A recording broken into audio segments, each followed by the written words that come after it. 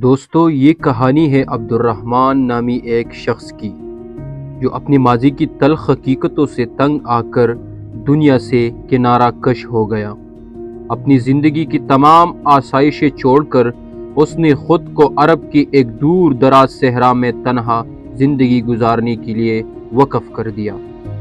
ابتدا میں وہ روزانہ پانی کی تلاش میں میلوں سفر کرتا، کھجوروں، جھاڑیوں اور کبھی کبھی صحرائی جانوروں کے شکار سے اپنی بھوک مٹاتا۔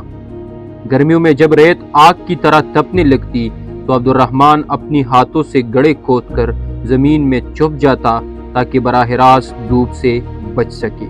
سردیوں کی یخبستہ راتوں میں وہ چھوٹے چھوٹے پتھروں کو اکٹھا کر کے ان سے حفاظتی دیوار بناتا تاکہ سرد ہوائیں اس کی وجود کو چیر نہ ڈالے۔ کبھی کبھی ہفتوں تک بارش نہ ہوتی اور پانی کی ایک ایک بوند کے لیے اسے اپنی جان داؤ پر لگانی پڑتی، لیکن ان 30 سالوں میں عبد الرحمن نے ہمت نہیں ہاری۔ اس نے اپنی تنہائی میں اللہ سے تعلق مضبوط کیا۔ وہ صحرا کی سکون میں اللہ کو یاد کرتا، قرآن کی تلاوت کرتا اور دعا کرتا۔ دنیا سے کٹا ہوا یہ شخص دنیا کے شور سے آزاد ہو کر روحانی طور پر ایک نئی دنیا میں جی رہا تھا۔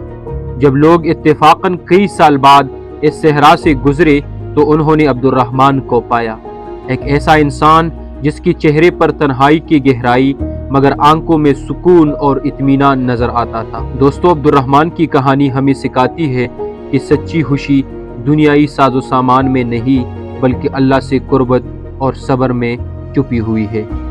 مزید اس طرح کی ویڈیو کے لیے ویڈیو کو لائک اور چینل کو سبسکرائب کرنا مت بھولیے گا۔ شکریہ۔